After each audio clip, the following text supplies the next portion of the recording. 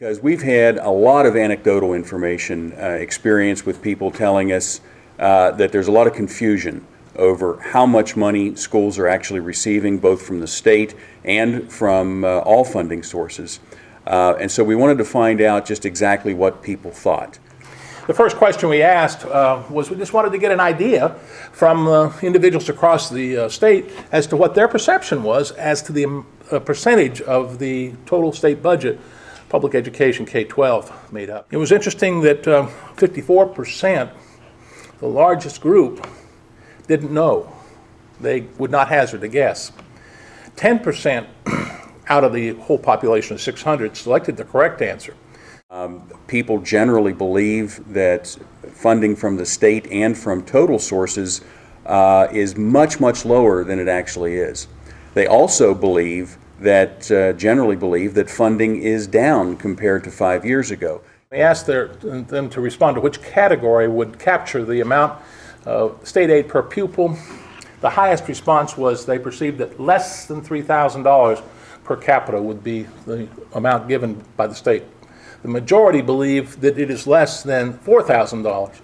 Only 6% knew that the amount per capita of state aid was more than $6,000. If you take a look at just kids and those that have kids in school, again, a little higher, $3,000 to $4,000. 38% felt that. The majority felt that it was less than $4,000. Only 4% knew that it was greater than $6,000. The next question looked at not just state aid, but total aid per pupil. And the total aid per pupil was $12,000, in parentheses up there you can see it reported as $12,225. Again, the numbers from the State Department of Education. And from all participants, the highest response, meaning the highest number of responses, came in the category of less than $6,000, 43%. 65% believe that the total aid per pupil is less than $8,000. Only 4% knew that it is more than $12,000. Those with children in school, again, the highest response was less than $6,000. 75% believe it is less than $8,000, and only 3% knew that it is more than $12,000. Now we wanted to see what their perception was of how the amount provided by those sources might have changed over the last 5 years. So state aid per pupil compared to 5 years ago, and you remember Dave a few moments ago mentioned the fact that we went back 5 years because of the Montoy decision, so we felt that was a good benchmark to go back that far. 48% believe that the state aid per pupil would have declined over the past over where it was 5 years ago. 16% say it's probably about the same, and 11% said I don't know, and 6% knew that it was up by more than 15%. As you can see, it's up by more than 18%. And remember, I'm talking here specifically about state aid per pupil. Those with children in school, well, we see here 54% believe that the amount of state aid per pupil is down. 17% say it's about the same. 6% said, I don't know. And only 4% knew that it was up more than 15%. Most people seem to believe it's either down or the same as 5 years ago, when actuality, both the state and total funding are up double digits. The state is up 18% still after this year's cutbacks, and total funding is up 26%. When we looked at all participants, 44% believe total aid per pupil is down. 19% said it's about the same. 13% said they did not know, and only 4% perceived it to be up more than 15%. As you see, it's up 26%.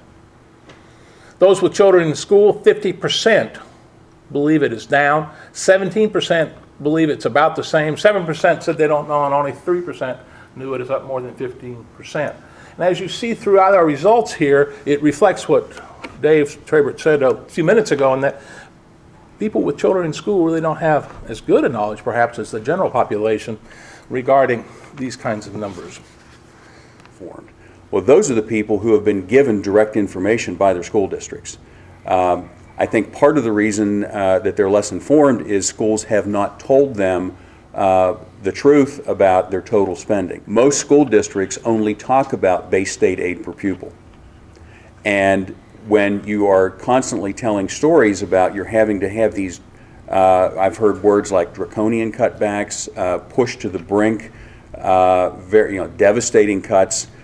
The perception I think people would get from that is spending must be way, way down. It's that, for the most part, folks are not aware of the amount of funding that is provided to school districts from the sources that they derive their funding, from the state, from property taxes, and from the federal government.